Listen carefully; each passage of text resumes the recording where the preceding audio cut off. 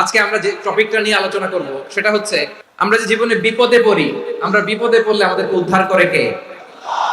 আল্লাহ ছাড়া আমাদের বাঁচানোর কেউ আছে? উদ্ধার করার কেউ আছে? রক্ষা করার কেউ আছে? এজন্য বিপদে পড়লে আমরা চাইবো কার কাছে? আমাদের যাই দরকার হোক আমরা ফরিয়াদ করব কার কাছে? নাকি মাজারে যেয়ে চাবেন? মাজারে যেয়ে চাবেন? অনেকে তো মাজারে যেয়ে কপাল ঘষে, আছে না নাই? মাজারে যেয়ে সন্তান চায়, আছে? এই এলাকায় না, এলাকার লোকদের আকীদা খালেস আমি জানি। মাজারে যে কপাল ঘষে আর সন্তান চায়। আচ্ছা, মাজারে গেলে সন্তান পাওয়া যায়? আচ্ছা, মাজারে না গেলে যদি বাচ্চা না হতো, গরু ছাগলের যে বাচ্চা হয় ওরা কোন মাজারে মানত করে বলেন? কথা কি বুঝতেছেন? এই যে প্রতি বছর গরু ছাগল ভেড়া এগুলো যে বাচ্চা দেয়, এরা কোন মাজারে যে মানত করে? এজন্য চাইতে হবে একজনের কাছে, তিনি কে? আমার প্রিয় পটুয়াখালীবাসী, মাজার জিয়ারত করা সুন্নাহ। আমরা মাজার জিয়ারত করব, আল্লাহ ওয়ালাদের কবরে যাব, আমরা সেখানে যে সালাম দিব, দোয়া করব, নিজের জন্য করব, কবরে শুয়ে থাকা মাইয়েতের জন্য করব, পুরো মুসলিম উম্মার জন্য করব। কিন্তু কবরে যিনি শুয়ে আছে ওই বাবার কাছে সন্তান চাওয়া যাবে? চাকরি চাওয়া যাবে? সফলতা চাওয়া যাবে? সফলতা দেয় কে?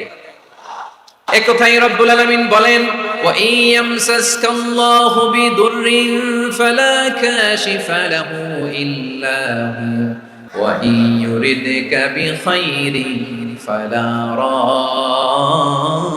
রাদ্দা লিফাদলি ইউসিবু বিহি মান ইয়াশাউ মিন ইবাদিহি ওয়া হুয়াল গফুরুর রহিম। আল্লাহু আকবার।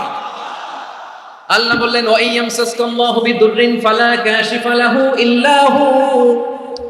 আল্লাহ যদি তোমাকে কোনো বিপদ স্পর্শ করায়, আল্লাহ যদি তোমারে কোনো বিপদে ফেলে দেয়, ওই বিপদ থেকে উদ্ধার করার তিনি ছাড়া আর কেউ নাই। জোরে বলেন ঠিক কি না?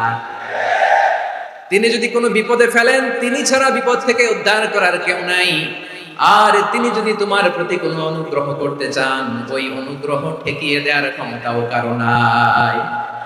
আল্লাহ যদি আপনার সফলতা দিতে চায়, পৃথিবীর কোন শক্তি ওই সফলতাকে থামাতে পারে? এজন্য আল্লাহ বললেন, খবরদার, চিন্তা আর আকীদা খালিস করে নাও। ওয়া ইয়ামসাসকাল্লাহু বিদুররিন ফালা কাশিফা লাহু ইল্লা হু। আল্লাহ বিপদে ফেললে বিপদ থেকে উদ্ধার করার কেউ থাকে না। আর আল্লাহ যদি তোমার প্রতি দয়া দেখাতে চান, অনুগ্রহ করতে চান, ওই অনুগ্রহকে প্রতিরোধ করার মতো ক্ষমতা কারো নাই। তিনি তার বান্দাদের মধ্য থেকে যাকে ইচ্ছা তাকে দেন, যত ইচ্ছা তত দেন। তিনি ক্ষমাশীল, তিনি মেহেরবান। সুবহানাল্লাহ।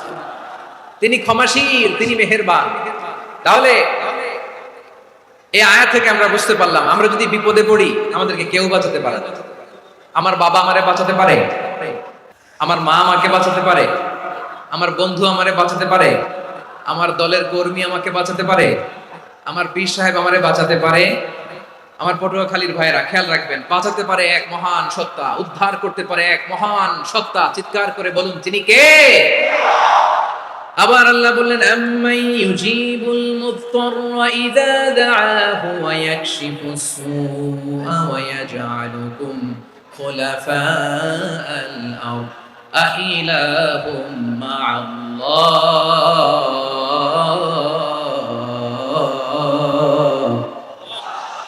ক্বালিলাম মা তাযাক্কারুন। রব্বুল আলামিন বলেন, বিপদে পড়ে কাতর কণ্ঠে চিন্তাগ্রস্ত হয়ে যখন কেউ ফরিয়াদি হয়ে আল্লাহর ডাকে হাত তোলে, তখন এই ব্যক্তির ডাকে সাড়া দেয় কে? বিপন্ন অবস্থায় আপনি যখন কেঁদে কেঁদে হাত তুলে আপনার দুঃখের কথা জানান, আপনি যখন ডাকেন তারে, তখন আপনার ডাকে সাড়া দেয় কে? আল্লাহ বলে, আমি সাড়া দেই। তোমাদের বিপদকে মুক্ত করে দেয় কে? ওই আল্লাহর সাথে কোন উপাস্য আছে নাকি? কিন্তু খুব অল্প সংখ্যক লোকই তোমরা উপদেশ গ্রহণ করো। কথাটা কার? তাহলে বিপন্ন মানবতা যখন কাঁদে, মানুষ যখন বিপদে পড়ে নিরুপায় হয়ে ফরিয়াদ করে, তার ডাক শোনার কেউ নাই একজন ছাড়া। চিল্লায় বলেন তো, তিনি কে? এজন্য আমরা ফরিয়াদের হাত কার দিকে তুলব? এবং খেয়াল রাখতে হবে, মাথার সাথে সেট করে নিতে হবে, আল্লাহ ছাড়া আমাকে উদ্ধার করার কেউ নাই। এই পৃথিবীতে কেউ আপন না। প্রিয় ভাই, বিপদে পড়লে বোঝা যায় কেউ আপন না। আপন শুধু একজন মহান সত্তা, তিনি কে? বিপদে আপদে কেউ আমাদের বাঁচাতে পারে না, তরাতে পারে না, মুক্তি দিতে পারে না, উদ্ধার করতে পারে না, একমাত্র আমার প্রভু ছাড়া, আল্লাহ ছাড়া। চিল্লায় বলেন ঠিক কিনা? মাথার সাথে এটা সেট করে নিতে হবে যে আমাদের পুরো জীবনটাই পরীক্ষা। The life is a test. পুরো জীবনটাই পরীক্ষা। এই জীবনে বিপদ আসবে, আপদ আসবে, পরীক্ষা আসবে, সবার জীবনে এটা থাকে। এক একজনের পরীক্ষা এক এক রকম। আমার পরীক্ষা একরকম, মাসুদ ভাইয়ের পরীক্ষা একরকম, চৌধুরী সাহেবের পরীক্ষা একরকম, আপনার পরীক্ষা একরকম, ওনার পরীক্ষা আবার আরেক রকম। পুরো পৃথিবীটাই পরীক্ষা ক্ষেত্র, সবাই পরীক্ষা দিচ্ছি, কিন্তু কারো পরীক্ষা প্রশ্নের সাথে কারোটার মিল নাই। সুবহানাল্লাহ পড়বেন না? পুরোটাই পরীক্ষা ক্ষেত্র, সবাই পরীক্ষার্থী, কিন্তু প্রশ্নপত্র একটার সাথে আরেকটা মিলে না। One doesn't match the other. একজনেরটার সাথে আরেকজনেরটা মিলে না। কাউকে আল্লাহ তাআলা ধনী বানিয়ে পরীক্ষা করেন, আবার কাউকে আল্লাহ তাআলা গরিব বানিয়ে পরীক্ষা করেন, কাউকে আল্লাহ অসুস্থ বানিয়ে পরীক্ষা করেন। কেউ দেখবেন যে দুরারোগ্য ব্যাধিতে আক্রান্ত, ডাক্তার বলেছে আর সময় নাই, দুরারোগ্য ব্যাধি, ক্যান্সার, যার নেই কোনো অ্যান্সার, তার জন্য পরীক্ষা হচ্ছে এই রোগ। আরেক লোক দেখবেন তার আবার রোগ বালাই নাই, মাশাআল্লাহ, তাকে আল্লাহ তাআলা আর্থিক দৈন্যতা, দারিদ্রতা দিয়ে পরীক্ষা করছেন। এরকম আছে না নাই? টাকা পয়সা নাই, দিন আনে দিন খায়, যা আছে তাতে চলে না, এটা তার জন্য পরীক্ষা। আবার আরেক শ্রেণীর লোক দেখবেন তাকে আল্লাহ অসুস্থতাও দেয় নাই, দারিদ্রতাও দেয় নাই, তার দাম্পত্য জীবনের সমস্যা, স্ত্রী কথা শোনে না, অথবা ছেলে মেয়ে কথা শোনে না। তাহলে পরীক্ষা সবার জীবনে আছে, এক একজনের পরীক্ষাটা এক এক রকম। আল্লাহ তাআলা দেখতে চায় যে এই পরীক্ষার সময় আমরা কিরকম রেসপন্স করি, how to deal with the test, কিভাবে এই বিপদ আপদ পরীক্ষাগুলোকে আমরা হ্যান্ডেল করব, ডিল করব, এটা হচ্ছে আজকের আলোচনার বিষয়। আমার প্রিয় ভাইরা, তাহলে পরীক্ষাময় আমাদের জীবন, বিপদ আপদ পরীক্ষা, এটা মানুষের পিছু ছড়ে না, সবার জীবনে পরীক্ষা আছে। নবীদের জীবনেও পরীক্ষা ছিল। সাহাবারা জিজ্ঞেস করেছেন, ইয়া রাসূলুল্লাহ আইয়ুন নাসি আশাদ্দু বালাআন ফিদ দুনিয়া, এই দুনিয়ার বুকে কাদের পরীক্ষা সবচেয়ে বেশি? বিশ্বনবী বলেছেন আল আম্বিয়া, এই পৃথিবীতে সবচেয়ে বেশি পরীক্ষা আল্লাহ তাআলা নিয়ে থাকেন নবীদের। কাদের? নবীদের। সুম্মাল আমসাল ফাল আমসাল, এরপরে নবীদের পরের স্তরে যারা, তাদের পরীক্ষা। এরপরে তাদের পরের স্তরে যারা, তাদের পরীক্ষা। সিদ্দিকীনদের, শুহাদাদের, সালিহিনদের, আল্লাহওয়ালাদের, যার ঈমান যত মজবুত তার জীবনে পরীক্ষাও তত বেশি। চিল্লায় বলেন ঠিক কিনা? তাহলে মুমিনরা, বিশ্বাসীরা, আমরা কি পরীক্ষা বিপদ আপদে ভয় পাই? না, মুমিনরা বিপদে ভয় পায় না, তারা হতাশ হয় না, সুবহানাল্লাহ, তারা নিরাশ হয় না। বিশ্বাসীরা হাল ছেড়ে দেয় না, তারা ভরসা রাখে একজনের উপর, চিল্লায় বলতে হবে তিনি কে? কারণ মুমিন জানে the grief isn't permanent, the test isn't permanent, the struggle in our life isn't permanent. আমাদের জীবনের দুঃখ, কষ্ট, স্ট্রাগল, এগুলো পার্মানেন্ট নয়। after every difficulties there is an ease. সব কষ্টের পরে একটা সুখ আছে না নাই? রব্বুল আলামিন বলেন ফা ইন্না মাআল উসরি ইউসরা, ইন্না মাআল উসরি ইউসরা, ভয় পেও না, চিন্তা করো না, কষ্টের সাথেই আমি রেখে দিয়েছি স্বস্তি। সুবহানাল্লাহ বলেন। মুমিন জীবনে বিপদ যত বেশি, কষ্ট যত বেশি, তার সামনে সফলতা তার চেয়েও বেশি। কারণ বিশ্বাসীরা জানে রাত্রি যত গভীর হয়, সুবহে সাদিকের সময় তত আগাতে থাকে। গর্ভবতী নারীর পেটের ব্যথা যত বাড়তে থাকে, ঘরে নতুন মেহমান আগমনের সময় ঘনাতে থাকে। মুমিনদের উপর বিপদ, অত্যাচার, আপদ, পরীক্ষা যত বাড়তে থাকে, কালেমার পতাকা উড্ডয়নের সময় কাছে আসতে থাকে। বিশ্বাসীদের এগুলো হিসাব মেলানো অনেক আগে, এগুলো অনেক আগে হিসাব মেলানো। দুঃখের আধার শেষে সুখের আলো মিটি মিটি হাসে। চিল্লায় বলেন ঠিক কিনা? দুঃখের আধার শেষে আলোর প্রভাত হাসে, হতাশার কালো মেঘে যায় গো ভেসে, হতাশার কালো মেঘে যায় গো ভেসে। দুঃখের আধার শেষে আলোর প্রভাত হাসে, হতাশার কালো মেঘে যায় গো ভেসে, হতাশার কালো মেঘে যায় গো ভেসে। কোরআনের পাতায় পাতায় দেখো ঈমানের পথ ঢাকা ব্যথার কাটায়, কোরআনের পাতায় পাতায় দেখো ঈমানের পথ ঢাকা ব্যথার কাটায়। ভেঙে পড়ো না কভু হতাশ হয়ে, ভেঙে পড়ো না কভু হতাশ হয়ে, জ্বলে পুড়ে খাঁটি সোনা হগো শেষে, জ্বলে পুড়ে খাঁটি সোনা হগো শেষে। দুঃখের আধার শেষে আলোর প্রভাত হাসে, হতাশার কালো মেঘে যাই গো ভেসে, হতাশার কালো মেঘে যাই গো ভেসে। পরীক্ষা যত বেশি, কষ্ট যত বেশি, সুখের সময় তত কাছাকাছি, চিল্লায় বলতে হবে ঠিক কিনা? এজন্য মুমিন জীবনে পরীক্ষা বেশি, মুমিনদের হতাশা নাই। মুমিনরা নিরাশ হয় না, হতাশ হয় কাফিররা। মুমিনরা কখনো হাল ছেড়ে দেয় না, মুমিনরা ভরসা রাখে একজনের উপর, তিনি কে? তাহলে আমার প্রিয় পটুয়াখালীবাসী, বিপদ থাকবে, পরীক্ষা থাকবে, এই বিপদ থেকে আমাদেরকে উদ্ধার করবেন একজন, তিনি কে? আমরা শুধু আল্লাহর উপরই ভরসা রাখবো, চাইবো একজন সত্তার কাছে। আওয়াজ করে বলুন তিনি কে? একজন সত্তার কাছে চাইবে। বিশ্বনবী ওনার চাচাতো ভাই আব্দুল্লাহ ইবনে আব্বাস রাদিয়াল্লাহু তাআলা আনহুকে বললেন, ইয়া আব্দুল্লাহ ইবনুল আব্বাস, হে আব্দুল্লাহ ইবনে আব্বাস, ইদা সাআলতা ফাসআলিল্লাহ, যখন চাইবে আল্লাহর কাছে যাও। ও আব্দুল্লাহ, যখন চাইবা আল্লাহর কাছে চাও। ওয়া ইদা ইসতাআনতা ফাসতাইন বিল্লাহ, যখন সাহায্য চাইবা আল্লাহর কাছে ফরিয়াদ করো। জেনে রেখো ও আব্দুল্লাহ, ওয়া আলাম আন্নাল উম্মাতা লাউ ইজতামাআত আলা আন ইয়ানফাউকা বিশাইইন লাম ইয়ানফাউকা ইল্লা বিশাইইন ক্বাদ কাতাবাহু আল্লাহু লাক। ও আব্দুল্লাহ, জেনে রেখো, মনে রেখো, গোটা বিশ্বের সবাই মিলে যদি তোমার উপকার করতে চায়, ততটুকুই তারা করতে পারবে যতটুকু আল্লাহ তোমার নসিবে সেটা লিখে রেখেছে। ঠিক কিনা বলেন? আর যদি গোটা বিশ্বের সবাই মিলে তোমার বিরুদ্ধে কনস্পাইরেসি করে, ষড়যন্ত্র করে, গোটা বিশ্বের সবাই মিলেও যদি তোমার ক্ষতি করতে চায়, ততটুকুই শুধু পারবে যেটা আল্লাহ তোমার জন্য বরাদ্দ রেখেছে। যতটুকু আল্লাহ তাআলা তোমার জন্য বরাদ্দ রেখেছে অতটুকুই ক্ষতি করতে পারবে, আর এক চুল বেশিও করতে পারবে না, কমও করতে পারবে না। চিল্লায় বলেন ঠিক কিনা? এজন্য আমরা চাইবো কার কাছে? সব সময় আমরা আল্লাহর কাছে চাইবো, বিপদে আপদে, সুখে দুঃখে, সচ্ছল অবস্থায় অসচ্ছল অবস্থায়, পরাজয়ের সময় বিজয়ের সময়, সব সময় আমরা ভরসা রাখবো কার উপর? সবাই বলুন। একদল লোক আছে যারা বিপদে পড়লে আল্লাহরে ডাকে, বিপদ আসলে আল্লাহরে ডাকে, বিপদ নাই আল্লাহও নাই। বিপদে পড়লে নামাজ পড়ে, বিপদও নাই নামাজও নাই। বিপদে পড়লে জিকির করে, বিপদ যখন চলে যায় ওদের জিকিরও বন্ধ হয়ে যায়। এরকম আছে না নাই? কিছু লোক দেখবেন পরীক্ষা আসলে নামাজ পড়ে, দেখবেন পরীক্ষার সময় নামাজ পড়ে, পরীক্ষাও নাই নামাজও আছে। এরকম কিছু লোক আছে অসুস্থ হলে আল্লাহর বড্ড ভালোবাসে, আল্লাহরে খুব ডাকে। অসুস্থ হইলে অসুস্থতাও নাই, আল্লাহ স্মরণও নাই। দেখবেন কিছু লোক নির্বাচন আসলে খুব আল্লাহ আল্লাহ হয়ে যায়,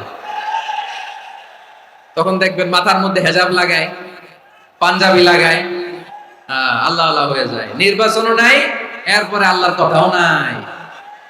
আছে না নাই? না, এরকম হওয়া যাবে না। সব সময় আমরা আল্লাহরে ডাকবো, বিপদে আপদে সব সময় ভরসা রাখবো আমরা একজনের উপর। আওয়াজ করে বলেন তিনি কে? এ কথাই আল্লাহ তাআলা আমাদের চোখে আঙ্গুল দিয়ে জানিয়ে দিলেন, ফাইদা রাকিবু ফিল ফুলকি দা'আবুল্লাহা মুখলিসিনা লাহুদ্দিন ফালাম্মা নাজ্জাহুম ইলাল বাররি ইযা হুম ইউশরিকুন। আল্লাহ বলে একদল লোক আছে, তারা যখন নৌযানে চড়ে, জলযানে চড়ে, সাগরের মধ্যে যখন জাহাজে চড়ে, লঞ্চে চড়ে, তারা যখন তুফানের সম্মুখীন হয়, তখন তারা আল্লাহরে বড্ড বেশি ডাকে, একান্ত ভাবে ডাকে, বিশুদ্ধ চিত্তে ডাকে। আবার তুফান থেকে তাদেরকে সেফ জোনে নিয়ে, নিরাপদ জোনে নিয়ে যখন বন্দরে আমি আল্লাহ তাদেরকে বেরিয়ে দেই, ওই লোকগুলো আবার আমি আল্লাহর সাথে শিরিক করে। এরকম আছে না নাই? জাহাজে উঠছে, সাগরের মাঝখানে তুফান, ওই সময় দেখবেন আল্লাহ কারে কয়। এই কথা তো আপনাদেরকে বোঝানো সহজ, আপনারা তো নদীর দেশের মানুষ। আচ্ছা, লঞ্চে উঠে তুফানের সম্মুখীন হয়েছেন, জলোচ্ছ্বাস, সবাই, আমার বলার দরকার নাই, বলেন, মাঝ নদী, তুফান, জলোচ্ছ্বাস, জলের মধ্যে উচ্ছ্বাস, ঢেউ, টর্নেডো, সাইক্লোন, মেঘের ঘনঘটা, পরিবেশ ঘুটঘুটে অন্ধকার, লঞ্চ একবার এদিকে আরেকবার ওইদিকে, ভিতরে কি অবস্থা হয় বলেন তো? তখন মুসলিম আল্লাহরে ডাকে, হিন্দু আল্লাহরে ডাকে, ঠিক কিনা বলেন? আস্তিক আল্লাহরে ডাকে, নাস্তিক আল্লাহরে ডাকে, ঠিক কিনা? লঞ্চের ভেতর, স্টিমারের ভেতর কান্নারে রোল পড়ে যায়, চিৎকারের রোল পড়ে যায়, সবার মুখ দিয়ে শুধু একটা আওয়াজ, লা ইলাহা, লা ইলাহা, লা ইলাহা, সুবহানাল্লাহ, আলহামদুলিল্লাহ, লা ইলাহা। আল্লাহ নামের জিকির করবে যারা, আল্লাহর কাছে প্রিয় তারা, আল্লাহর কাছে প্রিয় যারা, জান্নাতে প্রবেশ করবে তারা, জোরে লা ইলাহা, লা ইলাহা ইল্লাল্লাহ, লা ইলাহা ইল্লাল্লাহ, মুহাম্মাদুর রাসূলুল্লাহ সাল্লাল্লাহু আলাইহি ওয়াসাল্লাম। আমার প্রিয় পটুয়াখালীবাসী, তাহলে লঞ্চের ভেতরে যখন আমরা তুফানের মধ্যে পড়ি, তখন সবাই মিলে আমরা একটা নামের জিকির করি। নামটা কার?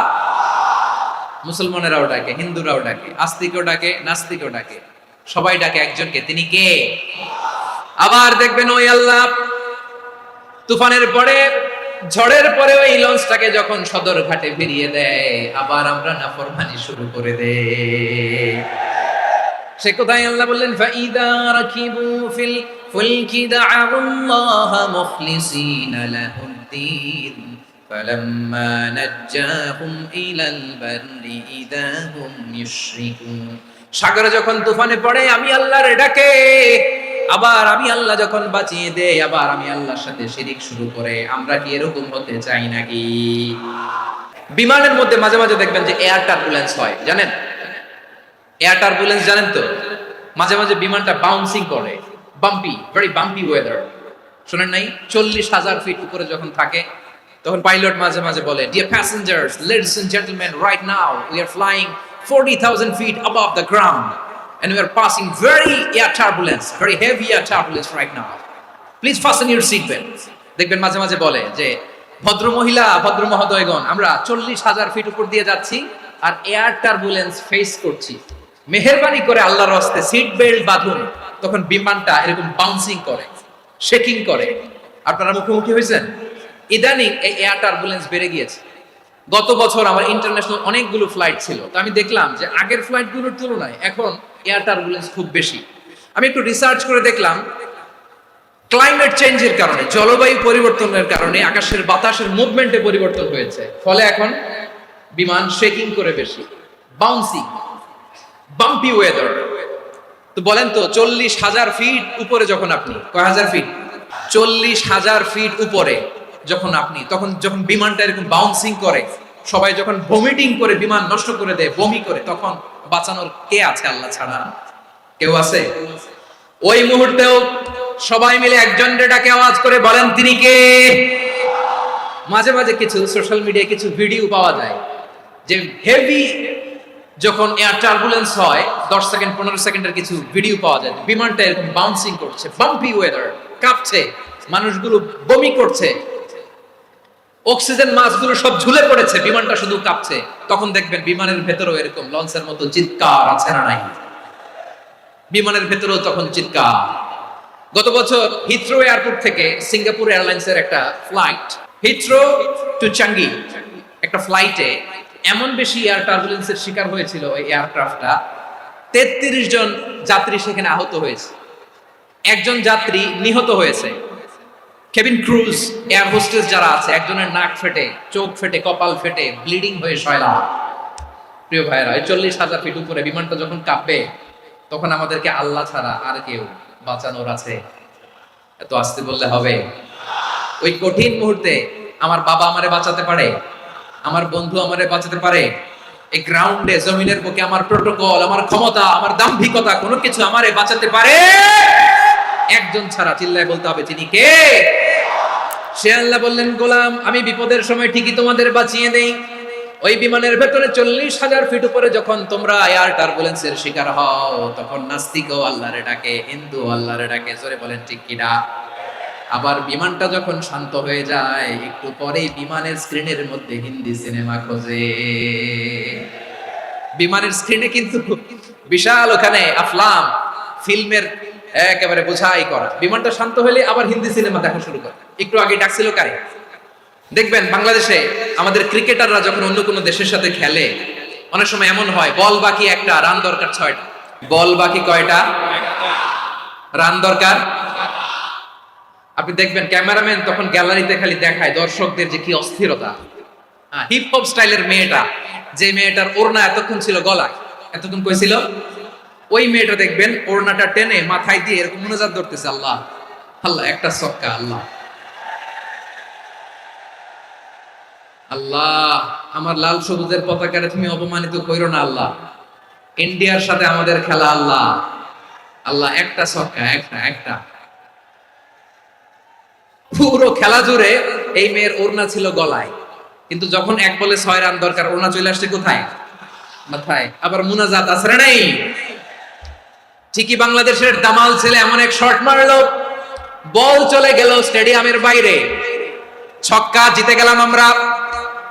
পুরো স্টেডিয়াম জুড়ে চিৎকার, হই হুল্লোড়, মৌজ মাস্তি। যেই মেয়েটা মাথার মধ্যে ওড়না দিয়ে এতক্ষণ সুবহানাল্লাহ সুবহানাল্লাহ বলে আল্লাহর কাছে দোয়া করেছে, ওই মেয়ে এখন আবার ওড়না ফেলে দিয়ে নাচা শুরু করে দিয়েছে। তাহলে আল্লাহর ভয়, আল্লাহর প্রতি আস্থা, বিশ্বাস, ভালোবাসা, এটা কি ক্ষণিকের জন্য?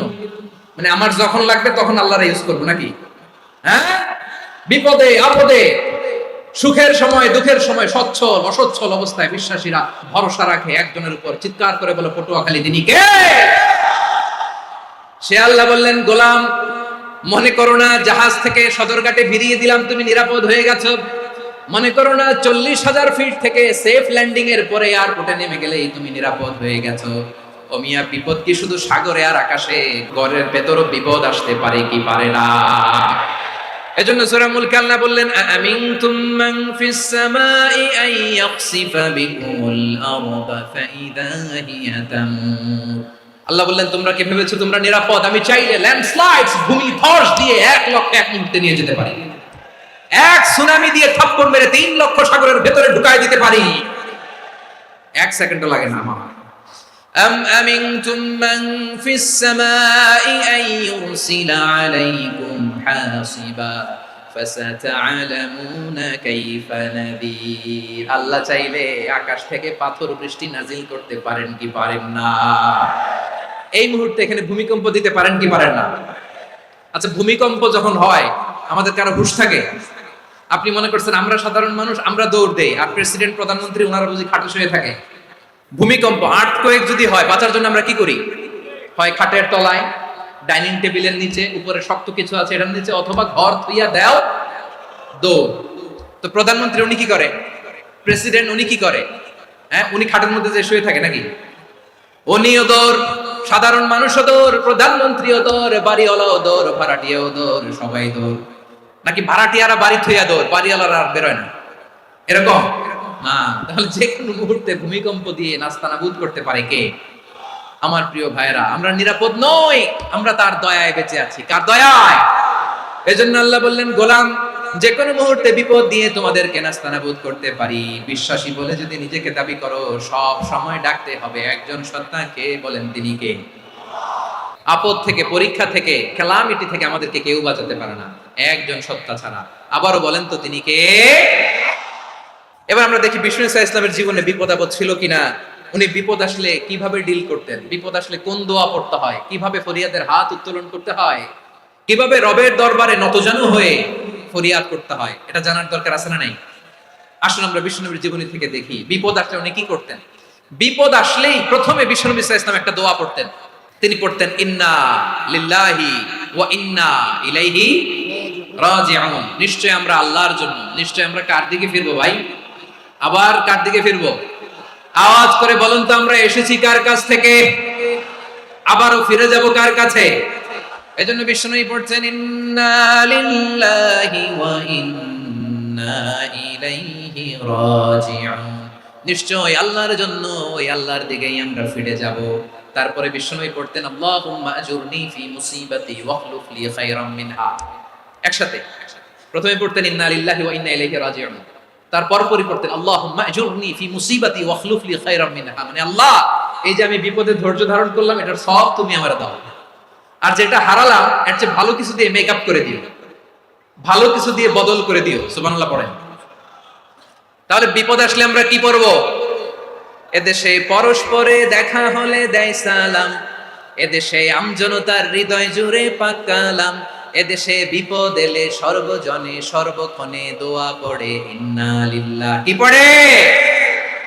সুবহানাল্লাহ সুবহানাল্লাহ সুবহানাল্লাহ সুবহানাল্লাহ। এদেশে আজান শুনে সূর্য ওঠে শহর গ্রামে, এদেশে আজান শুনে সূর্য ডুবে সন্ধ্যা নামে, এদেশে সকল কাজে সবাই বলে বিসমিল্লাহ, এদেশে ভালো কিছু দেখে শুনে হাসি মুখে সবাই বলে মাশাআল্লাহ।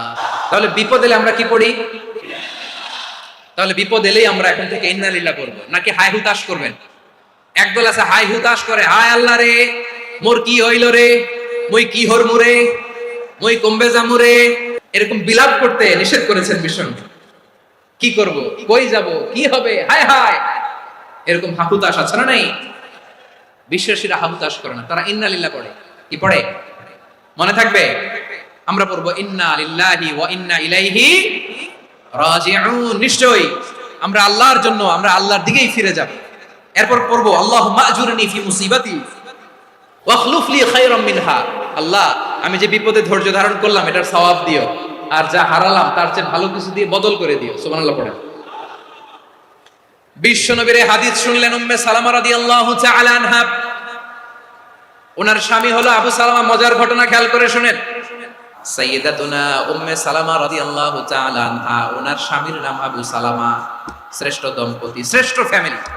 প্রথমে হিজরত করেছিলেন হাবাসায়, পরে হিজরত করেছেন মদিনায়। উহুদ যুদ্ধের পরে ওনার স্বামী আবু সালামা ইন্তেকাল হলো, শহীদ হলো। সুবহানাল্লাহ পড়েন।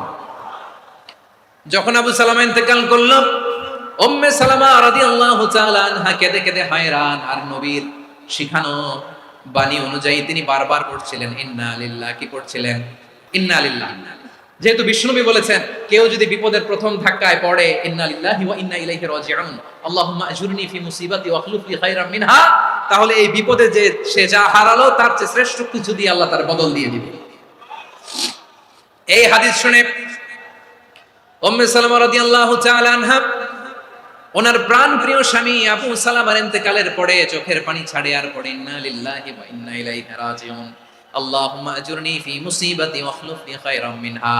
বারবার এই দোয়া পড়ে চোখের পানি ছাড়ে, এই দোয়া পড়ে চোখের পানি ছাড়ে, আর মনে মনে বলে আবু সালামার মতো ভালো মানুষ মদিনাতে নাই, আবু সালামার চেয়েও ভালো মানুষ মদিনাতে নাই, তার চেয়ে ভালো মানুষ কি করে আল্লাহ তাআলা আমারে দিবে, তার চেয়ে ভালো মানুষ তো আমি মদিনাতে দেখি না। চোখের পানি দিয়ে বুক ভাসায় আর নবীর হাদিসের উপর আমল করে পড়ে ইন্না লিল্লাহি ওয়া ইন্না ইলাইহি রাজিউন, ইন্না লিল্লাহি ওয়া ইন্না ইলাইহি রাজিউন। পড়তে পড়তে চোখের পানি ছাড়ে আর চিন্তা করে বিশ্বনবী বললেন এই দোয়া পড়লে যেটা হারালাম তার চেয়ে ভালো কিছু দিয়ে আল্লাহ পুরস্কার দেয়। আবু সালামের চেয়ে ভালো মানুষ মদিনার মধ্যে আর কে হতে পারে? কি আজীব তামাশা, কি অবাক করা ঘটনা। কিছুদিন পরে দেখা গেল সাইয়্যিদুল মুরসালিন রাহমাতাল লিল আলামিন স্বয়ং বিশ্ব নবী উম্মে সালামাকে বিয়ের প্রস্তাব পাঠিয়েছে। স্বয়ং বিশ্ব নবী উম্মে সালামা রাদিয়াল্লাহু তাআলা আনহাকে বিয়ের প্রস্তাব পাঠিয়েছেন। উনি রাজি হয়ে গেলেন, বিয়ে হয়ে গেল, উনি হয়ে গেলেন উম্মুল মুমিনিন, আমাদের মা, পুরো মুসলিম উম্মার মা। চিৎকার করে বলেন আল্লাহু আকবার। তাহলে আমার প্রাণ প্রিয় ভাইরা, বিপদে পড়লে আমরা পড়বো ইন্না লিল্লাহি ওয়া ইন্না ইলাইহি রাজিউন, আল্লাহুম্মা আজুরনি ফি মুসিবাতি ওয়াখলুফ লি খায়রাম মিনহা। যারা যারা বিপদ আসলে এই দোয়াটা পড়বেন এখন থেকে আওয়াজ করে ইনশাআল্লাহ বলেন। যা হারাইছেন তার চেয়ে শ্রেষ্ঠ জিনিস দিয়ে বদলা দিবে কে? তাহলে বিপদে পড়লেই প্রথমে আমরা এটা পড়বো। শুনে শুনে মুখস্থ করবেন। আমার মায়েরা, আমার বোনেরা, আপনাদের জন্য 3টি মাঠের অ্যারেঞ্জমেন্ট করা হয়েছে, আমি জানি। আপনারাও এই দোয়াগুলো পড়বেন, আপনার স্বামীকে শেখাবেন, সন্তানকে শেখাবেন, আপনার পুরো পরিবারটাকে জান্নাতের টুকরো বানিয়ে দিবে কে? তাহলে বিপদ আসলে প্রথমে কি পড়তে হবে এটা জেনে গেলাম। এরপরে বিপদ আসলে নিজেকে কি করে আল্লাহর কাছে সঁপে দিতে হয় এটাও জানার দরকার আছে না? বিপদে প্রথমে ইন্না লিল্লাহ পড়লাম, ধৈর্য ধারণ করলাম, বিপদ থেকে উদ্ধারের সর্বোচ্চ চেষ্টা করলাম। আমার কাজ যখন শেষ তখন আমি আমার এই বিষয়টা আল্লাহর কাছে সঁপে দিব। কার কাছে? বিপদে বললে কেমন করে নিজেকে আল্লাহর কাছে সঁপে দিতে হয় আসলে সাইয়েদনা ইব্রাহিম আলাইহিস সালামের জীবনী থেকে জানি। আল্লাহর খলিল ইব্রাহিম আলাইহিস সালাম আমাদের মতো সমাজ ব্যবস্থা পায় নাই। আমরা জন্মের পরে আমাদের কানের ভেতরে আজান দিয়েছে কে? একামত দিয়েছে কে? আমাদের বাপ দাদারা আমাদের কানে আজান দিয়েছে কি দেয় নাই? আমাদের জন্মের পরেই তো আজান, একামত, বাড়ির পাশে মসজিদ, প্রতিদিন আজান, জুমার খুতবা, প্রতি মাসে মাসে তাফসিরুল কোরআন মাহফিল, মসজিদ, মিনারা, অভাব নাই। ঠিক কিনা বলে? আপনি যেই সুন্দর ইসলামিক এনভায়রনমেন্ট পেয়েছেন, আমাদের ইব্রাহিম খলিল উনিও কি এরকম পেয়েছিলেন? হ্যাঁ, উনি জন্মের পর পরে ওনার কানে আজান দিয়েছে কেউ? আমার প্রিয় ভাইরা, আগা গোড়া একটা শিরকি পরিবেশ উনি জন্মগ্রহণ করেছেন। উনি ছাড়া ওই তল্লাটে একজনও আল্লাহর উপর বিশ্বাসী নাই। কল্পনা করতে পারেন? গোটা তল্লাটে, গোটা দেশে বিশ্বাসী মুমিন, আল্লাহর উপর বিশ্বাস স্থাপনকারী কয়জন? সবাই বলেন কয়জন? বাকি সব মুশরিক। বাকি সব মুশরিক নিজের সাথে নিজে শক্ত বোঝাপড়া করে, অ্যানালজি করে, সেলফ কনভারসেশন করে উনি মহা সত্যের সন্ধান পেয়েছে। উনি আকাশের তারা দেখে ভাবে মনে হয় এটাই আমার খোদা, পরে দেখে তারা নাই, মনে মনে বলে না তাইলে এটা না। আবার চাঁদ দেখে বলে চাঁদটা বড় মায়া লাগে, মনে হয় এটাই আমার রব, পরে দেখে চাঁদও নাই, কয় না এটা না। এরপরে দ্বীপ প্রহরের জল জলে সূর্যটা খা খা করে গোটা পৃথিবীটারে রৌদ্র দিয়ে তাতিয়ে রাখে। তিনি ভাবলেন মনে হয় এটাই আমার রব, কারণ এটাই তো সবচেয়ে বড়। কিন্তু বিকেল বেলা ওই সূর্যটাও যখন চলে যায়, সাইয়েদনা ইব্রাহিম বলে না এটাও তো নাই, আমার খোদা যদি আমারে ছেড়ে চলে যায়, বিপদে পড়লে আমারে উদ্ধার করবে কে? এভাবে নিজের সাথে অ্যানালজি, সেলফ কনভারসেশন করতে করতে করতে তিনি মহা সত্যের সন্ধান পেয়েছেন। সুবহানাল্লাহ। সব শেষে তিনি ডিসিশন নিয়ে ঘোষণা দিলেন, ইন্নী ওয়াজ্জাহাতু ওয়াজহিয়া লিল্লাযী ফাতারাস সামাওয়াতি ওয়াল আরদা হানিফান ওয়া মা আনা মিনাল মুশরিকিন। নিশ্চয় আমি এমন সত্তার দিকে মনোনিবেশ করলাম, মুখাপেক্ষী হলাম, যিনি আকাশ বানিয়েছেন, জমিন বানিয়েছেন, আমি মুশরিক নই। সুবহানাল্লাহ।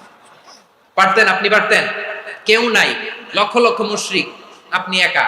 ওনার মতো এরকম বিচক্ষণতা দিয়ে আল্লাহরে খুঁজে পাইতে পারতেন আপনি? কি নবী ছিল, আল্লাহকে খুঁজে পেয়েছে। যখন আল্লাহর ইবাদত শুরু করলো, এই কথা ছড়ায় পড়লো চারদিকে। নমরুদ সাইয়েদনা ইব্রাহিমকে ডেকে পাঠালেন। নমরুদ বলে, ইব্রাহিম তুমি নাকি মূর্তির পূজা না করে কোন নতুন রবের ইবাদত করো, কে তোমার রব? সাইয়েদনা ইব্রাহিম বললেন, রব্বি আল্লাযী ইউহয়ী ওয়া ইউমীত, আমি এমন রবের ইবাদত করি যিনি জীবন দেন, যিনি মৃত্যু দেন। নমরুদ বলে, তাই নাকি? তোমার রব জীবন দেয়, মৃত্যু দেয়, আর এটা তো আমি দেই, আমিও তো জীবন দেই, আমিও তো মৃত্যু দেই। সাইয়েদনা ইব্রাহিম বললেন, কেমন করে তুমি জীবন দাও, মৃত্যু দাও, একটু দেখাও তো। নমরুদ জেলখানা থেকে দুজন কয়েদিকে ডেকে আনলো, কয়েদি এনে অর্ডার করলো, একটাকে এখনই শিরোচ্ছেদ, হেড অফ, ডেথ পেনাল্টি, মৃত্যুদণ্ড দেয়া হলো, ফিনকি দিয়ে রক্ত বের হলো। নমরুদ বলে, দেখো দুজনকে ধরে আনলাম, একজন কয়েদিকে দিলাম ডেথ পেনাল্টি, মৃত্যুদণ্ড, ওরে মৃত্যু দিলাম। আরেকজন যে দাঁড়িয়ে আছে, চাইলে ওরেও আমি মৃত্যুদণ্ড দিতে পারি, কিন্তু না, ওরে আমি দিব না, ওরে আমি বাঁচাইয়া দিলাম, ছেড়ে দিলাম, মানে জীবন দিলাম। দেখো ইব্রাহিম, তোমার চোখের সামনে একজনের মৃত্যু দিলাম, আর একজনের জীবন দিলাম। আপাত দৃষ্টিতে তাই তো, একজনের তো জীবন দিল, আরেকজনের মৃত্যু দিল। সাইয়েদনা ইব্রাহিম এবার বিপাকে পড়ে গেলেন। কিন্তু এক একজন নবীকে আল্লাহ এমন উইজডম বিচক্ষণতা দিয়ে এই জমিনে পাঠিয়েছেন, মুহূর্তের মধ্যে আল্লাহর খলিল ইব্রাহিম বললেন, فإن الله يأتي بالشمس من المشرق فأتي بها من المغرب فبهت الذي كفر।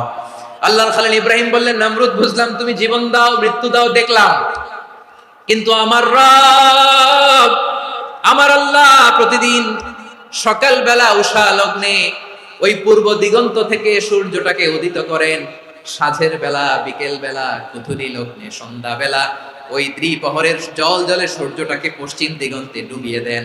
মানে সকালবেলা পূর্ব দিক থেকে উদিত করা সূর্যটাকে পশ্চিম দিকে বিকেলে তিনি ডুবিয়ে দেন। তুমি যদি পারো ওই সূর্যটাকে পশ্চিম দিক থেকে উদিত করে পূর্ব দিকে ডুবিয়ে দাও। সুবহানাল্লাহ পড়বেন না? দেখেন, ইনস্ট্যান্ট ইন্টেলেক্ট, মুহূর্তে বিচক্ষণতা, উইজডম কাকে বলে? নমরুদ পারবে? নমরুদের বাপ পারবে? ওর দাদা, ওর 14 গোষ্ঠী, গোটা বিশ্বের সব ক্ষমতাধর রাষ্ট্রনায়করা একসাথে হলে পারবে? ফাবুহিতাল্লাযী কাফার পারে নাই, ব্যর্থ হয়েছে। এবার তেলে বেগুনে জ্বলে উঠেছে, রেগে মেগে আগুন বলে, ফালকুহু ফিল জাহিম, ওর সাথে তর্ক নাই, না পেরে এবার এটারে আগুনে ফেলা। বিশাল বিশাল গাছ কেটে লাকড়ি এনে আগুনের কুণ্ডলি বানানো হলো, দাও দাও দাও দাও করে আগুন জ্বলে। আল্লাহর খলিল ইব্রাহিমকে আগুনে নিক্ষেপ করা হবে। আল্লাহর খলিল সাইয়েদনা ইব্রাহিমের হাতের মধ্যে রশি দিয়ে টাইট করে বাঁধা হলো, পায়ের মধ্যেও টাইট করে রশি দিয়ে বাঁধা হলো। আল্লাহর খলিল ইব্রাহিমকে আগুনের কুণ্ডলির মধ্যে ফেলা হবে। ওমিয়া, আপনি যে বিপদের কারণে ভয় পান, হতাশ হন, এটা কোনো বিপদ? ওনার বিপদের সামনে এটা কোনো বিপদই না, এটা কোনো বিপদই না। হাত পা বেঁধে টাইট করে নিক্ষেপ করা হবে, সিম্পলি ফেলা যাবে না, কারণ দাও দাও করে দ্য ব্লেজিং ফায়ার, এমন আগুনের কুণ্ডলি, কাছে যাওয়া যায় না, আগুনের উত্তাপে নিক্ষেপ করা হবে। হাতে রশি বেঁধে পায়ে রশি বেঁধে আল্লাহর খলিল ইব্রাহিম আলাইহিস সালামকে আগুনের মধ্যে নিক্ষেপ করা হবে। আহা, এটার বলে অগ্নি পরীক্ষা। উনি অগ্নি পরীক্ষার সম্মুখীন হয়েছিলেন। এজন্য কঠিন পরীক্ষাকে আমরা অগ্নি পরীক্ষার সাথে তুলনা করি, ঠিক কিনা? সাইয়েদনা জিবরাইল এসে বললেন, ও আল্লাহর খলিল, ওরা তো আপনার হাতও বেঁধে ফেললো, পাও বেঁধে ফেললো, নড়াচড়ার সুযোগ নাই, বলেন আমি জিবরিল ফেরেশতা আপনার জন্য কি করতে পারি? আল্লাহর খলিল ইব্রাহিম বলেন, ও জিবরাইল, তোমার কাছে আমার কোনো চাওয়া পাওয়া নাই। সুবহানাল্লাহ বলেন। তোমার কাছে বলার কিছু নাই, তোমার সাহায্যের আমার দরকার নাই। সাইয়েদনা ইব্রাহিম আলাইহিস সালামকে হাতে পায়ে রশি বেঁধে হাত পা বাঁধা অবস্থায় জ্বলন্ত অগ্নিকুণ্ডে যখন নমরুদের দলবল নিক্ষেপ করবে, আল্লাহর খলিল কিভাবে নিজেকে আল্লাহর কাছে সঁপে দিয়েছেন, পটুয়াখালীর ভাইরা খেয়াল করে শুনুন। হাত পা বেঁধে আল্লাহর খলিলকে যখন নিক্ষেপ করা হবে, তিনি মুখ ফুটে বলে ফেললেন, হাসবুনাল্লাহু ওয়া নি'মাল ওয়াকিল। হাসবুনাল্লাহু ওয়া নি'মাল ওয়াকিল, আমার জন্য আল্লাহই যথেষ্ট, আমার জন্য আল্লাহই যথেষ্ট, তিনি আমার সবচেয়ে বড় গার্ডিয়ান, তিনি আমার সবচেয়ে বড় অভিভাবক। জিব্রাইলের সাহায্যে অফারকে ফিরিয়ে দিলেন, দুনিয়ার বুকে কারো কাছে কিছু বলেন নাই, মুখ ফুটে বলেছেন হাসবুনাল্লাহ। ও আমার পটুয়াখালীর প্রাণের ভাইয়েরা, খেয়াল রাখবেন, কোন বান্দা তার হাতে থাকা সব চেষ্টাটুকুন করার পরে মুখ ফসকে মুখ দিয়ে যখন বলে ফেলে হাসবুনাল্লাহ, বান্দা যখন হাসবুনাল্লাহ বলে ফেলে, ওই ব্যাপারটা ডিল করার দায়িত্ব স্বয়ং আল্লাহ আরশের উপর থেকে নিয়ে নেয়। আপনি যখন বলে ফেলবেন হাসবুনাল্লাহ, এটা ডিলিং করবে কে তখন? বান্দা তার সাধ্যের সবটুকু চেষ্টার পরে নতজানু হয়ে যখন বলবে হাসবুনাল্লাহ, আল্লাহ তুমি আমার জন্য যথেষ্ট, নি'মাল ওয়াকিল, তুমি আমার শ্রেষ্ঠ অভিভাবক, তখন তার কি দরকার না দরকার এটা ডিল করে স্বয়ং আল্লাহ। নিক্ষেপ করা হলো সাইয়েদনা ইব্রাহিমকে অগ্নিকুণ্ডলিতে। হাজার হাজার মানুষ এই দৃশ্য দেখার জন্য জড়ো হয়েছে এরকম বিশাল ময়দানে। কিন্তু কি অবাক করার ঘটনা, সবাই ভয় পাচ্ছিল, না জানে কি হয়ে যায়। আল্লাহর খলিলকে যখন আগুনের কুণ্ডলিতে নিক্ষেপ করা হয়, আল্লাহর খলিল ইব্রাহিম আগুনের কুণ্ডলির মধ্যে বসে বসে মানুষগুলোর দিকে তাকিয়ে হাসতে শুরু করে দেয়। কারণ আকাশ থেকে রব্বুল আলামিন স্পেশাল ভার্ডিক্ট নাজিল করেছেন, স্পেশাল হুকুম জারি করেছেন, কুলনা ইয়া নারু কুনি বারদান ওয়া সালামান আলা ইব্রাহিম। ও আগুন, খবরদার, সৃষ্টির শুরু থেকে তোকে একটা ধর্ম আমি বাতলে দিয়েছিলাম, তোর ধর্ম, আগুনের ধর্ম হলো যা পাবে জ্বালিয়ে সারখার করবে। আল্লাহ বলল, আগুন, তোর ধর্ম দিয়েছিলাম, তুই সব জ্বালিয়ে পুড়িয়ে সারখার করে দিবি, কিন্তু ক্ষণিকের জন্য আমি তোর জ্বালিয়ে দেওয়ার ক্ষমতাটাকে কেড়ে নিলাম, জ্বালিয়ে ভস্ম করে দেওয়ার ক্ষমতা আমি কেড়ে নিলাম। কুনি বারদান, ঠান্ডা হয়ে যা, কিন্তু এত বেশি ঠান্ডা হবি না আবার আমার ইব্রাহিমের জন্য সর্দি লেগে না যায়। সুবহানাল্লাহ, এত আস্তে বললে হবে? কুনি বারদান, বারদ মানে বরফ, ঠান্ডা, ঠান্ডা হ, কিন্তু এত ঠান্ডা হবি না যাতে আমার ইব্রাহিমের কষ্ট হয়। আগুন বলে, আল্লাহ একবার বললাম ঠান্ডা হ, আবার বলো এত ঠান্ডা হবি না যাতে খলিলের সর্দি না লাগে। কেমন ঠান্ডা হব, কেমন এনভায়রনমেন্ট তৈরি করে দেব বলো? আল্লাহ বললেন, সালামান আলা ইব্রাহিম, আমার খলিল, আমার ইব্রাহিমের জন্য তুই জান্নাতের গুল বাগিচা হয়ে যা। ও ভাই, নবী মুসার মতো ঈমান হলে রাস্তা হবে সাগর জলে, নবী ইউসুফের মতন ঈমান হলে একে একে দরজা খোলে, নবী ইব্রাহিমের মতন ঈমান যদি আজও থাকে বিদ্যমান, অগ্নিকুণ্ডে দেখতে পাবে খুবসুরত এক ফুল ভাগা। কুলনা ইয়া নারু কুনি বারদান ওয়া সালামান আলা ইব্রাহিম। বান্দা যখন মুখ দিয়ে বলে হাসবুনাল্লাহ, আমার আল্লাহ আমার জন্য যথেষ্ট, এই বলে যখন নিজেকে সঁপে দেয়, তার কি লাগবে ওই দায়িত্ব স্বয়ং নিয়ে নেয় কে? তাহলে আমার প্রিয় ভাইরা, বিপদের শুরুতেই আমরা বলবো ইন্না লিল্লাহ। শুরুতে কি বলবো? এরপরে যেই বাক্যটা পড়ে নিজের পরিস্থিতিকে আল্লাহর দরবারে সঁপে দিব, সেটা হচ্ছে হাসবুনাল্লাহ। সেটা কি? বিষ্ণু বলেন লা ইয়াজালু লিসানুকা রাতাবান মিন যিকরিল্লাহ। সব সময় আল্লাহর স্মরণ দিয়ে, জিকির দিয়ে জিহ্বাটারে সিক্ত রাখো। আর শয়তানু জাসিমুন আলা কলবি ইবনে আদম। শয়তান বনি আদমের কলবে খামচি মেরে বসে থাকে। ফাইদা যাকারাল্লাহ খালাসা। মানুষ যখন আল্লাহর স্মরণ করে, জিকির করে, শয়তান দৌড়ে পালায়। ওয়া ইদা গাফালা ওয়াসওয়াসা। যখনই বনি আদম গাফেল হয়, তখনই শয়তান তার হৃদয়ে ওয়াসওয়াসা দেয়। এজন্য বিপদে পড়লে ইন্না লিল্লাহ, নিজের সব টুকুন করার পরে, নিজের রোল প্লে করার পরে নিজেকে আমরা কি বলে সঁপে দিব? সবাই বলেন, মনে থাকবে? বিপদে পড়লে প্রথমে ইন্না লিল্লাহ, এরপরে নিজেকে যখন সঁপে দিব তখন হাসবুনাল্লাহ। এরপরে কঠিন বিপদে যখন বিষ্ণুনবী পড়তেন তখন কি করতেন? এমন বিপদ মাঝে মাঝে হয় না, দেয়ালে পিঠ থেকে যায়, চোখে মুখে অন্ধকার, কি করব দিশা খুঁজে পাই না, এরকম হয় কখনো? বিশ্বনবী এরকম কঠিন বিপদে পড়েছেন জীবনের কিছু কিছু মুহূর্তে। ওই মুহূর্তে বিশ্বনবী স্পেশাল দুইটা দোয়া পড়তেন। এই দোয়াগুলো আপনাদেরকে জানিয়ে দেয়। বিশ্বনবী বলেন, কঠিনতম বিপদে যখন পড়বা, দেয়ালে পিঠ থেকে যায়, চোখে মুখে অন্ধকার, বাঁচার কোনো উপায় নাই, তখন পড়বা লা ইলাহা ইল্লা আনতা সুবহানাকা ইন্নী কুনতু মিনাজ জালিমিন। আল্লাহ, তুমি ছাড়া কোনো ইলাহ নাই, তুমি পবিত্র, নিশ্চয় আমি জালিমদের অন্তর্ভুক্ত। সুবহানাল্লাহ বলেন। এই দোয়া সাইয়েদনা ইউনূস আলাইহিস সালাম পড়েছিলেন যখন মাছের পেটে ছিলেন।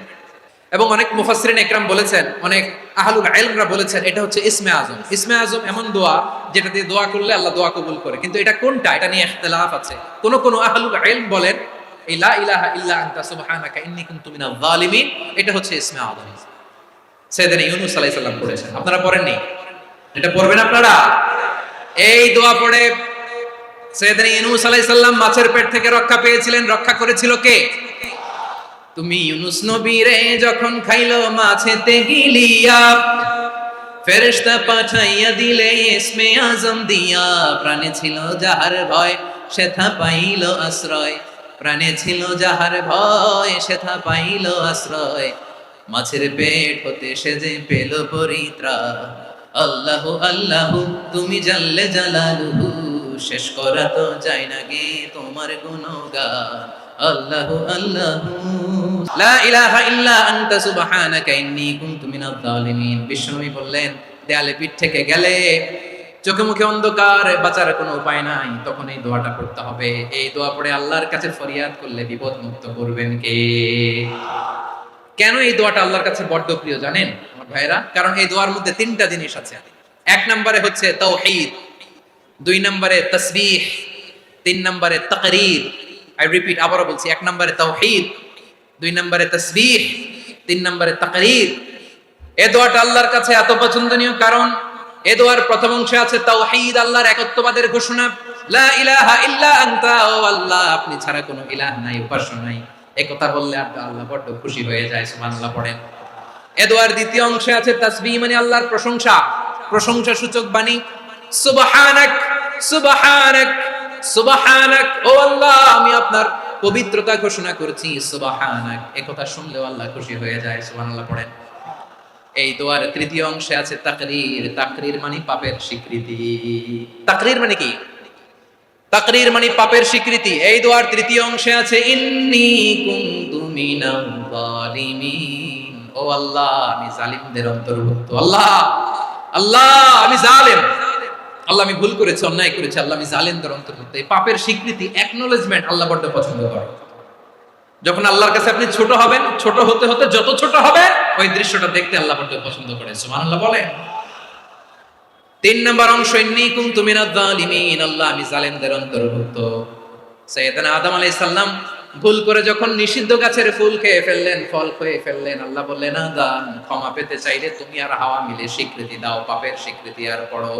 রব্বানা যালামনা আনফুসানা ওয়া ইল্লাম তাগফির লানা ওয়া তারহামনা লানাকুনান্না মিনাল খাসিরিন। ও আল্লাহ আমি আদম আর হাওয়া যালামনা আনফুসানা, আমরা আমাদের নফসের উপর বড় জুলুম করেছি। আল্লাহ ওয়া ইল্লাম তাগফির লানা ওয়া তারহামনা, আপনি যদি ক্ষমা না করেন, আপনি যদি দয়া পরবশ না হন, আপনি যদি রহম না করেন, আমরা তো ক্ষতিগ্রস্তদের মধ্যে শামিল হয়ে যাব। এই দোয়া করার সাথে সাথে সাইয়েদনা আদম আর হাওয়া আলাইহিস সালামকে ক্ষমা করে দিলেন কে? তাহলে এই দোয়ার 3 নম্বর অংশ তাকরীর, এটা আল্লাহ বড় পছন্দ করে। আমার কলিজার টুকরা ভাইয়েরা, গুনাহ করে শিকার যেতে হবে, এটা আল্লাহ ভালোবাসেন। সাইয়েদনা আবু বকর রাদিয়াল্লাহু তাআলা আনহু বিষ্ণু ইসা ইসলামকে বললেন, ইয়া রাসূলুল্লাহ আল্লিমনি দুআআন আদউ বিহি ফি সালাতি, নবী হে আপনি আমার এমন একটা স্পেশাল দোয়া শিখায়া দেন যে দোয়াটা আমি নামাজে পড়ব। নবী বললেন, তাহলে তুমি পড়ো, আল্লাহুম্মা ইন্নী যালামতু নাফসি যুলমান কাসীরান ওয়া লা ইয়াগফিরু যুনুবা ইল্লা আনতা ফাগফিরলি মাগফিরাতাম মিন ইনদিকা ওয়ারহামনি ইন্নাকা আনতাল গফুরুর রহিম। সুবহানাল্লাহ। সালাম ফিরানোর আগে পড়েন। ও আবু বকর, নামাজে যদি দোয়া করতে মনে চায় এই দোয়াটা পড়বা, আল্লাহুম্মা ইন্নী যালামতু নাফসি, আল্লাহ জুলুম করেছি আমার নফসের উপর, যুলমান কাসীরা, অনেক জুলুম, ওয়া লা ইয়াগফিরু যুনুবা ইল্লা আনতা, আপনি ছাড়া এই জুনুব, এই পাপ ক্ষমা করার দ্বিতীয় কোনো রব নাই। আছে? এজন্য আল্লাহরে বলবেন, আল্লাহ আমি ছাড়া তোমার গোলামের অভাব নাই, ও আমার রব আমি ছাড়া এই জমিনের বুকে তোমার গোলামের অভাব নাই, কিন্তু তুমি ছাড়া তো আমার দ্বিতীয় কোনো রব নাই। পারবেন বলতে? পারবেন? চোখের পানি ছেড়ে আল্লাহরে বলবেন, আল্লাহ তুমি আমার রব, তুমি আমার সব। কি বলবেন? আল্লাহরে বলেন, আল্লাহ তুমি আমার রব, তুমি আমার সব। আল্লাহ আমি ছাড়া এই জমিনে তোমার গোলামের অভাব নাই, তুমি ছাড়া আমার দ্বিতীয় কোনো রব নাই। এ কথা বলে চোখের পানি ছেড়ে আল্লাহরে স্বীকৃতি দেন, আল্লাহ আমি পাপী, আল্লাহ এই জমিনে আমার চেয়ে বড় পাপী আর কেউ নাই। ওযু করে সিজদায় লুটিয়ে পড়ে চোখের পানি ছেড়ে আল্লাহরে পাপের স্বীকৃতি দেন, আল্লাহ এমন কোন জুলুম নাই, গুনাহ নাই আমি করি নাই, সগীরা কবিরা, জেনে না জেনে, ইচ্ছায় অনিচ্ছায়, শিরকি বেদাতি সব গুনাহ করেছি।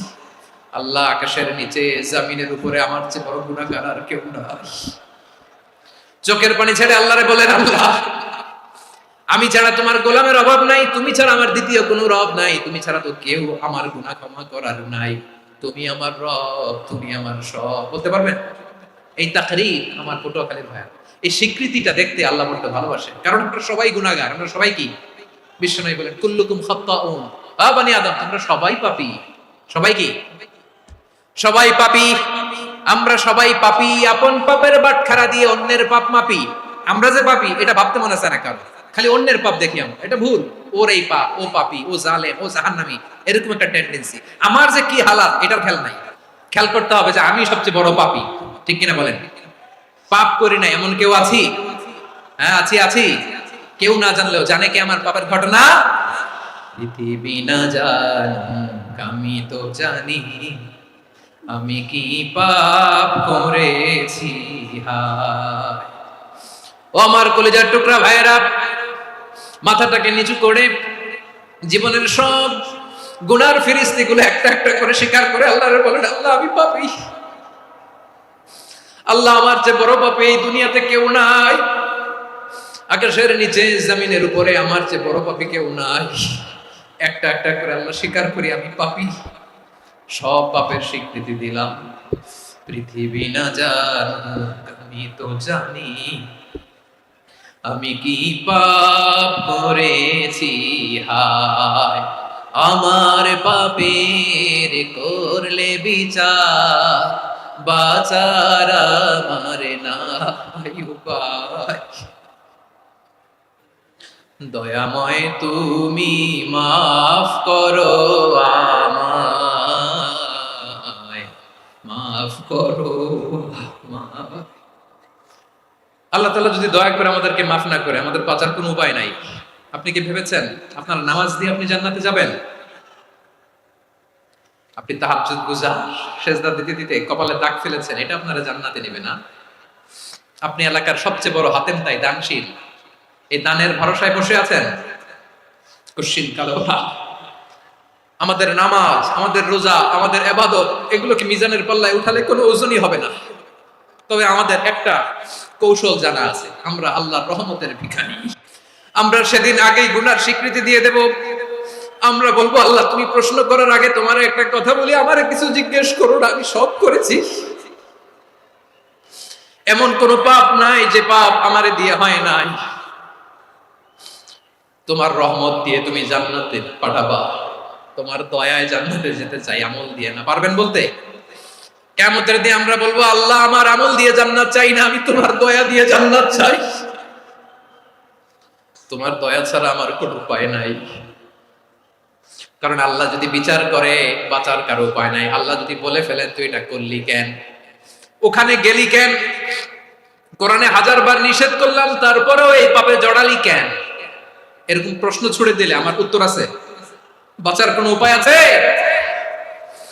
রোজ হাসরে হে আল্লাহ আমার করোনা বিচার, আল্লাহ করোনা বিচার, বিচার চাহি না তব দয়া চাই, এ গুনাহগার করোনা বিচার। আপনার আমল দিয়ে জান্নাতে যাবেন? কি দিয়ে যাবেন? আল্লাহর দয়া দিয়ে। আল্লাহর রহম আর দয়া ছাড়া কেউ জান্নাতের চেহারাও দেখতে পাবে না। আমার প্রিয় ভাইরা, এই দোয়া আল্লাহর কাছে পছন্দনীয় হওয়ার কারণ তিনটা। দোয়ার প্রথম অংশে আছে তাওহীদ, আল্লাহর একত্ববাদের ঘোষণা। এই দোয়ার দ্বিতীয় অংশ আছে তাসবিহ, আল্লাহর প্রশংসা সূচক বাণী। এই দোয়ার 3 নাম্বার অংশ পাপের স্বীকৃতি।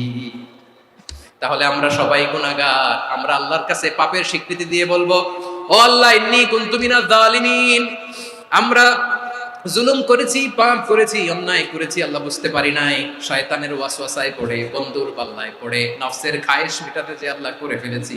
তুমি গুনাহ না মাফ না করলে আমাদের গুনাহ মাফ করার দ্বিতীয় কেউ নাই। ঠিক কিনা বলেন? এভাবে অনুতপ্ত হয়ে যদি আল্লাহর কাছে দোয়া করেন, দেয়ালে পিঠ থেকে গেছে, কোন রাস্তা নাই বের হওয়া, ওই মুহূর্তেও আপনাকে বিপদ থেকে উদ্ধার করবে কে? বিশ্বনবী চরম বিপদে পড়লে দুটা দোয়া পড়তেন। প্রথম হলো এটা, লা ইলাহা ইল্লা আনতা সুবহানাকা ইন্নী কুনতু মিনাল জালিমিন। এই দোয়াটা আমরা বেশি বেশি পড়ব প্রিয় ভাই। রাজি আছেন? সবাই আওয়াজ করে পড়ুন ইনশাআল্লাহ।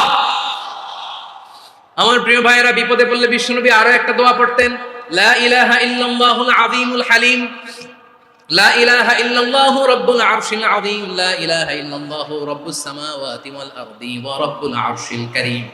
আল্লাহ ছাড়া কোনো উপাস্য নাই, তিনি সুমহান, মহা সহিষ্ণু। আল্লাহ ছাড়া কোনো উপাস্য নাই, তিনি সুমহান, আরশের অধিপতি। আল্লাহ ছাড়া কোনো উপাস্য নাই, তিনি আকাশের মালিক, জমিনের মালিক, তিনি সুবিশাল, আরশের অধিপতি। সুবহানাল্লাহ পড়েন। এই দোয়াটা কেউ যদি পড়ে যদি এর ওসিলা করে দোয়া করে, তাকে বিপদ থেকে মুক্তি দেয় কে? মনে থাকবে আপনাদের? তাহলে বিপদের প্রথম ধাক্কায় কি যেন পড়তে হয়? ইন্না লিল্লাহ। তারপরে কি বলে আল্লাহর কাছে নিজেকে সঁপে দিতে হয়? দেয়ালে পিঠ থেকে গেলে লা ইলাহা ইল্লা আনতা সুবহানাকা ইন্নী কুনতু মিনাজ জালিমিন। 2 নাম্বার হচ্ছে লা ইলাহা ইল্লাল্লাহুল আযীমুল হালিম, লা ইলাহা ইল্লাল্লাহু রাব্বুল আরশিল আযীম, লা ইলাহা ইল্লাল্লাহু রাব্বুস সামাওয়াতি ওয়াল আরদি ওয়া রাব্বুল আরশিল কারীম। মনে থাকবে? অনেক সময় এমন হয়, হঠাৎ বিপদের সম্মুখীন হয়ে আমরা রেডি হয়ে বের হইছে অফিসে, হঠাৎ অ্যাক্সিডেন্টে পড়ে যাই, হঠাৎ পেটের ব্যথায় অজ্ঞান, এরকম হয় না?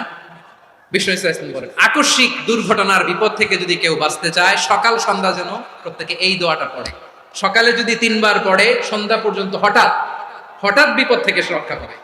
Two be protected from sudden calamity, sudden disaster. হঠাৎ বিপদ, হঠাৎ ভয়ঙ্কর কোন আকস্মিক বিপদ থেকে আল্লাহ বাঁচায় দেবে। সকালে পড়লে সন্ধ্যা পর্যন্ত প্রোটেক্টেড, সন্ধ্যাবেলায় যদি 3 বার পড়ে সকাল পর্যন্ত প্রোটেক্টেড। সুবহানাল্লাহ পড়ে। দোয়াটা কি? দোয়াটা হচ্ছে বিসমিল্লাহিল্লাযী লা ইয়াদুররু মা'a ইসমিহি শাইউন ফিল আরদি ওয়ালা ফিস সামাই ওয়া হুয়াস সামিউল আলীম। ছোট না? অনেক ছোট, মুখস্থ করবেন। বিসমিল্লাহিল্লাযী লা ইয়াদুররু মা'a ইসমিহি শাইউন ফিল আরদি ওয়ালা ফিস সামা। ওই আল্লাহর নাম নিচ্ছি, যেই আল্লাহর নামের বরকতে আকাশ জমিনের কোনো কিছু কারো কোনো ক্ষতি সাধন করতে পারে না। তিনি সর্বশ্রোতা, সর্বজ্ঞ। সুবহানাল্লাহ পড়েন। পড়বেন এই দোয়াটা, বিসমিল্লাহিল্লাযী লা ইয়াদুররু মা'a ইসমিহি শাইউন ফিল আরদি ওয়ালা ফিস সামাই ওয়া হুয়াস সামিউল আলীম। ফজরের পরে 3 বার, মাগরিবের পরে 3 বার যদি কেউ পড়ে, প্রোটেক্টেড, যে কোনো হঠাৎ বিপদ থেকে প্রোটেক্টেড। প্রোটেক্ট করেন কে? ওই আল্লাহর নাম নিচ্ছি, যে আল্লাহর নামের ওসিলায় আকাশ জমিনের কোনো কিছু কোনো ক্ষতি করতে পারে না। সুবহানাল্লাহ পড়েন। আচ্ছা, এবার আমাদের জীবনে দুশ্চিন্তা আছে না নাই বলেন? Tension, hyper tension, anxiety, depression, সবার জীবনে টেনশন আছে না নাই? এই দুশ্চিন্তা, পেরেশানি, মারাত্মক পেরেশানি থেকে মুক্তি পাওয়ার জন্য বিষ্ণু ইসলাম দুটো দোয়া পড়তেন। কয়টা? অনেকগুলো পড়তেন। স্পেশাল দুটো দোয়া আজকে আপনাদের শিখাই যাব, শুনবেন। পেরেশানিতে পড়লে, টেনশনে পড়লে এই দোয়াটা, প্রিয় ভাইরা, বিষ্ণু ইসলাম যখন খুব বিপদে পড়তেন, দুশ্চিন্তা ওনাকে ঘিরে ধরতো, উনি পড়তেন ইয়া হাইয়ু ইয়া কাইয়ুম বিরহমাতিকা আস্তাগীথ। ইয়া হাইয়ু ইয়া কাইয়ুম, এ শাশ্বত অবিনশ্বর, এ চিরঞ্জীব, বিরহমাতিকা আস্তাগীথ, তোমার রহমতের উসিলায় তোমার কাছে ফরিয়াদ করি, এটা করতেন। আবার আরেক বর্ণনায় এসেছে ইয়া হাইয়ু ইয়া কাইয়ুম বিরহমাতিকা আস্তাগীথ আসলিহ লি শা'নি কুল্লাহু ওয়া লা তাকিলনি ইলা নাফসি তারফাতা আইন। আসলিহ লি শা'নি কুল্লাহ, আল্লাহ আমার সবকিছু আপনি সেটেল করে দেন, আমাদের সব ঝামেলা সেটেল করে দিতে পারে কে? তাহলে পড়বেন ইয়া হাইয়ু, এ চিরঞ্জীব, হাইয়ু মানে চিরঞ্জীব, যিনি চিরকাল বেঁচে থাকবেন, মরবেন না। আল্লাহ মরবেন? তার কোনো লয় আছে? ক্ষয় আছে? সূরা রহমানে আল্লাহ বললেন কুল্লু মান আলাইহা ফানি ওয়া ইয়াবকা ওয়াজহু রাব্বিকা যুল জালালি ওয়াল ইকরাম ফাবিআইয়ি আলাই রাব্বিকুমা তুকাযিবান। জমিনে যা আছে সব ভ্যানিশ হয়ে যাবে, নিশ্চিহ্ন হয়ে যাবে, শেষ হয়ে যাবে, সব বিলুপ্ত হয়ে যাবে, একজন ছাড়া। জোরে বলেন তিনি কে? এই দোয়াটা কেন পছন্দ আল্লাহর কাছে? কারণ এখানে আল্লাহর দুইটা সুন্দর নাম আছে, গুণবাচক নাম, আল হাই, আল কাইয়ুম, এই দুটো নাম আছে এখানে। আবার এই দুইটা আয়াতুল কুরসির অংশ। আয়াতুল কুরসির শুরুতে এটা আছে না নাই? হ্যাঁ, আছে না নাই? 3 নাম্বার কারণ এটা ইসমে আজম। কোন দোয়াটা ইসমে আজম? যে দোয়া ওসিলায় দোয়া করলে আল্লাহ দোয়া ফেরায় না। অনেকগুলো মত আছে, সবচেয়ে ভ্যালিড মত হচ্ছে এটা, ইয়া হাইয়ু ইয়া কাইয়ুম, এর ওসিলা দিয়ে দোয়া করলে দোয়া কবুল করে কে? 2 নম্বরে বিশ্বনবী মারাত্মক বিপদে পড়লে আরেকটা দোয়া পড়তেন, আল্লাহুম্মা ইন্নী আবদুক। আগে দোয়াটা পড়ি, শুনেন। আল্লাহুম্মা ইন্নী আবদুক ওয়া ইবনু আবদিক ওয়া ইবনু আমাতিক নাসিয়াতি বিয়াদিক মাদিন ফিয়া হুকমুক আদলুন ফিয়া কাদাউক আসআলুকা বিকুল্লি ইসমিন হুয়া লাক সাম্মাইতা বিহি নাফসাক আও আনসালতাহু ফি কিতাবিক আও আল্লামতাহু আহাদাম মিন খালকিক আও ইস্তা'সারতা বিহি ফি ইলমিল গায়বি ইনদাক আন তাজআলাল কুরআনা রাবিআ কলবি ওয়া নূরা সাদরি ওয়া জালাআ হুজনি ওয়া যাহাবা হাম্মি। সুবহানাল্লাহ পড়েন। বিষ্ণু বলতেন আল্লাহুম্মা ইন্নী আবদুক, ও আল্লাহ আমি আপনার গোলাম, ওয়া ইবনু আবদিক, গোলামের ঘরের গোলাম, ওয়া ইবনু আমাতিক, বাদীর ঘরের গোলাম। মানে আল্লাহ আমি আপনার গোলাম, আমার বাবা আব্দুল্লাহ ছিল আপনার গোলাম, আমার মা আমিনা ছিল আপনার বাদী। মানে আমরা গোলাম বংশের, সব গোলাম। নিজের এর চেয়ে আর ছোট করে আল্লাহর কাছে উপস্থাপন করা যায় না ভাইরা? কথা কি বুঝতেছেন? নিজেকে এর চাইতে ছোট, নগণ্য আর তুচ্ছ করে আল্লাহর সাথে প্রেজেন্ট করা যায়? বিশ্বনবী বললেন ও আল্লাহ আমি আপনার গোলাম, গোলামের ঘরের গোলাম, দাসীর ঘরের গোলাম, নাসিয়াতি বিয়াদিক, আমার মাথার চুলের ছুটি আপনার হাতের মুঠোয়, আপনি ডানে টান দিলে আমি ডানে যেতে বাধ্য, আপনি বাঁয়ে টান দিলে বাঁয়ে যেতে বাধ্য। বিশ্বনবী বললেন আল্লাহ আমার মাথার চুলের ঝুঁটি আপনার হাতের মুঠোয়। আচ্ছা, এইভাবে কাকে ধরা হয়? যে খুব ছোট, ঠিক কি না? নিজেকে কত ছোট করলেন বিশ্বনবী। ও আল্লাহ আমার মাথার চুলের ঝুঁটি আপনার হাতের মুঠোয়, আপনি ডানে টানলে আমি ডানে যাব, বাঁয়ে টানলে বাঁয়ে যাব। আল্লাহ আসআলুকা বিকুল্লি ইসমিন হুয়া লাক নাসিয়াতি বিয়াদিক মাদিন ফিয়া হুকমুক, আপনার নির্দেশ আমার উপর কার্যকর হবেই হবে। আবদুন ফিয়া কাদাউক, আপনার ফয়সালা, যেই ফয়সালাই আপনি আমার জন্য করেন এটাই ইনসাফ। সুবহানাল্লাহ বলেন। আমরা আল্লাহর ফয়সালায় সন্তুষ্ট হতে চাই না। কত কমপ্লেইন, আল্লাহ তুমি এটা দিলা না, ওইটা পাইলাম না, ওইটা হইল না রে, এরকম অভিযোগ, কমপ্লেইন আমাদের আছে না নাই? আর বিশ্বনবী বলতেন আদলুন ফিয়া কাদাউক, আল্লাহ আমার জন্য তোমার যেটা ফয়সালা এটাই সবচেয়ে শ্রেষ্ঠ ইনসাফ, এর চেয়ে ইনসাফ আর হতে পারে? এভাবে কায়মান বাক্যে আল্লাহর কাছে বিশ্বনবী দোয়া করতেন। এরপরে বিশ্বনবী বলেন আল্লাহ তোমার যত নাম আছে সব নামের ওসিলায় দোয়া করি, যে নাম তুমি আমাদেরকে জানিয়েছো, যে নাম তুমি আমাদেরকে জানাও নাই, যে নাম তুমি কোরআনে নাজিল করেছো, যে নাম নাজিল করো নাই, যে নাম শুধু নবীদেরকে জানিয়েছো। আর আল্লাহর এমন কিছু চমৎকার চমৎকার সুন্দর সুন্দর নাম আছে, এই নামগুলো রব্বুল আলামিন কাউকে জানাবে না। সুবহানাল্লাহ বলেন। আমরা তো 99 নাম জানি, 100 নাম জানি আল্লাহ, কিন্তু আল্লাহর এমনও কিছু নাম আছে যেগুলো আল্লাহ বিষ্ণু নবীরও জানায়নি। এগুলো আল্লাহ ইলমুল গায়বে রেখে দিয়েছেন। দোয়ার সময় বলবেন আল্লাহ তোমার যেই নামগুলো জানি, যেগুলো জানি না, যেগুলো কোরআনে আছে, যেগুলো নাই, যেগুলো নবীরে খাস ভাবে জানাইছো ওগুলোর উসিলায়, যেগুলো কোনোদিন জানাবাও না তোমার ওই নামের উসিলাও তোমার কাছে চাই। আল্লাহ কোরআনকে আমার হৃদয়ের বসন্ত বানাও, আমার বক্ষের জ্যোতি বানাও, আমার চিন্তা দুশ্চিন্তা তুমি দূর করে দাও। বিশ্বনবী বললেন এই কালিমাগুলো, এই বাক্যগুলো পড়ে যদি কেউ আল্লাহর কাছে ফরিয়াদ করে, তার হৃদয় থেকে দুশ্চিন্তা কাটিয়ে দিবে কে? আচ্ছা, সব শেষে বলি, ঋণের বোঝায় যারা জর্জরিত, বিষ্ণু ইসলাম চমৎকার একটা দোয়া শিখিয়েছেন। এক সাহাবীর নাম আবু উমামা, নামাজের ওয়াক্ত ছাড়া উনি মসজিদে যেয়ে বসে আছে। বিষ্ণু বললেন, কিরে আবু উমামা, নামাজের তো ওয়াক্ত হয় না, মসজিদে কি? সাহাবী বলে, হুমুমুন লাজিমাতনি ওয়া দুয়ুন, নবী গো, ঋণের বোঝায় এমন টেনশনে আছি, ঘরে থাকতে পারলাম না, মসজিদে চলে আসছে। বিষ্ণু বললেন, আমি কি তোমার এমন একটা দোয়া শিখাবো যেটা বললে আল্লাহ তাআলা তোমার ঋণের বোঝা হালকা করে দিবে? আবু উমামা বললেন, ইয়া রাসূলুল্লাহ, অবশ্যই শিখাবেন। বিষ্ণু বললেন, তাহলে তুমি পড়বা, আল্লাহুম্মা ইন্নী আউযু বিকা মিনাল হাম্মি ওয়াল হাযান ওয়া আউযু বিকা মিনাল জুবনি ওয়াল বুখল ওয়া আউযু বিকা মিন গালাবাতি দাইনি ওয়া কাহরির রিজাল। ও আল্লাহ, তোমার কাছ থেকে দুশ্চিন্তা থেকে পানাহ চাই, কৃপণতা, ভীরুতা, অলসতা, কার্পণ্যতা, এই সব কিছু থেকে, মানুষের কঠোরতা, আমার উপর মানুষের আধিপত্য এবং ঋণের বোঝা থেকে পানাহ চাই। এই দোয়াটা যখন বিষ্ণু শিখাই দিলেন, আবু উমামা বারবার এই দোয়া করে, আল্লাহুম্মা ইন্নী আউযু বিকা মিনাল হাম্মি ওয়াল হাযান ওয়া আউযু বিকা মিনাল আজজি ওয়াল কাসাল ওয়া আউযু বিকা মিনাল জুবনি ওয়াল বুখল ওয়া আউযু বিকা মিন গালাবাতি দাইনি ওয়া কাহরির রিজাল। আবু উমামা বলে, এই দোয়া আমি পড়তে লাগলাম আর পড়তে লাগলাম, কিছুদিন পরে দেখা গেল বিষ্ণু নবীর শেখানো এই দোয়ার বদৌলতে আল্লাহ তাআলা আমার সব ঋণ পরিশোধের ব্যবস্থা করে দিয়েছেন। আমার প্রিয় পটুয়াখালীর ভাইরা, বিশ্বনবীর জামাতা সাইয়্যিদিনা আলী রাদিয়াল্লাহু তাআলা আনহুর কাছে এক লোক এসে বলে, হে আলী, ঋণের বোঝায় আমি জর্জরিত, আমার কিছু অর্থ দিয়ে সাহায্য করো। সাইয়্যিদিনা আলী রাদিয়াল্লাহু তাআলা আনহু বললেন, আমি কি তোমার এমন একটা দোয়া শিখাবো যেটা বিশ্বনবী আমাদের শিখিয়েছেন? এই দোয়া যদি তুমি পড়ো, লাউ কানা আলাইকা মিসলু জাবালিন কাবীরিন দাইনান আদাল্লাহু আনকা, পাহাড় পরিমাণ যদি ঋণের বোঝা হয়, আল্লাহ এটা পরিশোধের ব্যবস্থা করে দিবেন। ছোট্ট একটা দোয়া বিশ্বনবী শিখালেন, বললেন তুমি পড়বা, আল্লাহুম্মা কফিনি বিহালালিকা আন হারামিকা ওয়া আগনিনি বিফাদলিকা আম্মান সিওয়াক। আল্লাহুম্মা কফিনি বিহালালিকা আন হারামিক, আল্লাহ তোমার হালাল দিয়ে আমাকে পরিতুষ্ট করো, হারাম থেকে বাঁচিয়ে রাখো, আর তোমার অনুগ্রহে মানুষের মুখাপেক্ষী যেন আমি না হই, আমি যেন সবসময় তোমার মুখাপেক্ষী হই, ওই তৌফিক দিও। সুবহানাল্লাহ পড়েন। এই দোয়া বেশি বেশি পড়লে ঋণের বোঝা হালকা করে দিবে কে? তাহলে প্রিয় ভাইরা, বিপদে পড়লেই প্রথমে কি পড়বেন? ইন্না লিল্লাহ। কি বলে নিজেকে আল্লাহর কাছে সঁপে দিতে হয়? হাসবুনাল্লাহ। চরম বিপদে দেয়ালে পিঠ থেকে গেছে, তখন লা ইলাহা ইল্লা আনতা সুবহানাকা ইন্নী কুনতু মিনাজ জালিমিন। এরপরে লা ইলাহা ইল্লাল্লাহুল আযীমুল হালিম, এই দোয়া। আকস্মিক বিপদ, হঠাৎ যেন কোনো বিপদ আমাকে পেয়ে না বসে, এটার জন্য বিসমিল্লাহিল্লাযী লা ইয়াদুররু মা ইসমিহি শাইউন ফিল আরদি ওয়ালা ফিস সামাই ওয়া হুয়াস সামিউল আলীম। সকালে 3 বার, রাতে 3 বার। আর মারাত্মক tension, hyper tension, anxiety, depression থেকে বাঁচার জন্য 2 দোয়া, ইয়া হাইয়্যু ইয়া কাইয়্যুম, ইয়া হাইয়্যু ইয়া কাইয়্যুম, মনে থাকবে? আর আল্লাহুম্মা ইন্নী আবদুক, এই দোয়া। ঋণ থেকে বাঁচার জন্য 2 দোয়া, আল্লাহুম্মা ইন্নী আউযু বিকা মিনাল হাম্মি ওয়াল হাযান, এটা। আর আল্লাহুম্মা কফিনি বিহালালিকা আন হারামিকা ওয়া আগনিনি বিফাদলিকা আম্মান সিওয়াক।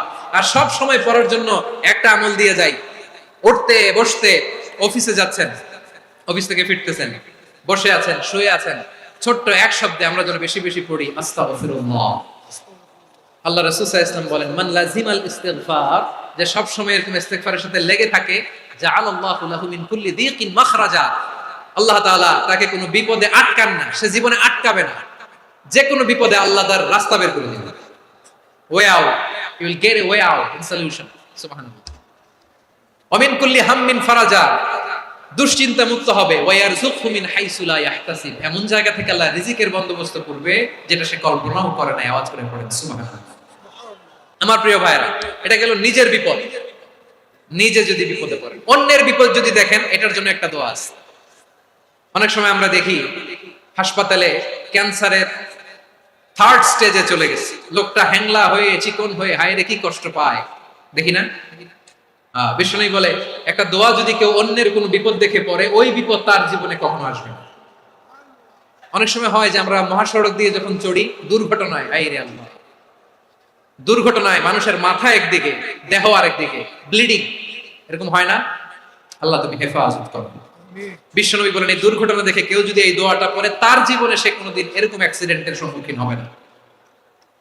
বিশ্বনবী বলেন, অন্যের বিপদ দেখে কেউ যদি পড়ে, আলহামদুলিল্লাহিল্লাযী আফানি মিম্মা বাতালাকা বিহি ওয়া ফাদ্দালানি আলা কাসীরিম মিম্মান খালাকা তাফদীলা, মানে প্রশংসা সে আল্লাহ যে আল্লাহ তাআলা তোমাকে যেই জিনিস দিয়ে পরীক্ষা করেছে আমাকে ওইটা থেকে বাঁচিয়ে দিয়েছে। তোমাকে আল্লাহ যেই বিপদে ফেলেছে আমাকে ওই বিপদ থেকে তিনি মুক্ত রেখেছে, আর তার অনেক সৃষ্টির উপর আমাকে তিনি প্রাধান্য দিয়েছে। সুবহানাল্লাহ পড়ে। যে কোনো বিপদ, কারো ক্যান্সার দেখে যদি এই দোয়াটা আপনি বিশ্বাসের সাথে পড়েন, জীবনে কোনোদিন ক্যান্সার রোগে আক্রান্ত হবেন না। দুর্ঘটনা দেখে যদি পড়েন, ওই দুর্ঘটনা আপনাকে স্পর্শ করবে না। যে কোনো কারো বিপদ দেখে যদি কোনো বিশ্বাসী বান্দা এই দোয়া পড়ে, বিশ্বনবী বলেন লাম ইউসিবহু যালিকাল বালা, ওই বিপদ তাকে আর ধরবে না। উফিয়া মিনহু মিন যালিকাল বালা কাইনাম মা কান, সে যতদিন হায়াত পাবে কোনোদিন ওই বিপদ তাকে স্পর্শ করবে না। আমার প্রিয় ভাইরা, তাহলে পুরো আলোচনার সেন্ট্রাল থিম হচ্ছে আমাদের জীবনে বিপদ আসবে, কষ্ট আসবে, দুঃখ আসবে, কিন্তু বিপদে আপদে আমরা হাল ছেড়ে দিব না, হতাশ হব না। মুমিন হতাশ হয় না, নিরাশ হয় না, হাল ছেড়ে দেয় না। মুমিন ভরসা রাখে একজনের উপর। আওয়াজ করে বলুন, যিনি কে? বিপদে পড়লে আমাদেরকে উদ্ধার করে কে? আবার আমাদেরকে যদি কোনো নেয়ামত আল্লাহ দিতে চান, ওইটা কেড়ে নেওয়ার ক্ষমতা কারো আছে? তাহলে আমরা কানেক্টিভিটি বাড়াবো কার সাথে? আমাদের প্রার্থনার ফরিয়াদের হাত তুলবো কার কাছে? রাজি আছেন? পটুয়াখালীর ভাইরা, মনে থাকবে কথাগুলো? আল্লাহ তাআলা আমাদের সবাইকে কথাগুলো বোঝার ও আমল করার তৌফিক দান করুন।